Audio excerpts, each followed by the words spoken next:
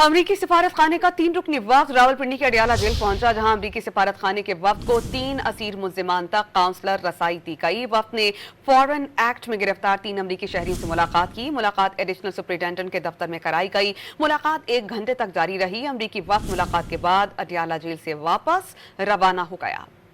अमरीकी सिफारत खाने का 3 रुकनी वक्त रावलपिंडी के अडियाला जेल पहुंचा, जहां अमरीकी सिफारत खाने के वक्त को 3 असीर मुल्जिमान तक काउंसलर रसाई दी गई। वक्त ने फॉरेन एक्ट में गिरफ्तार 3 अमरीकी शहरी से मुलाकात की। मुलाकात एडिशनल सुपरिटेंडेंट के दफ्तर में कराई गई। मुलाकात 1 घंटे तक जारी रही। अमरीकी वक्त मुलाकात के बाद अडियाला जेल से वापस रवाना हो गया।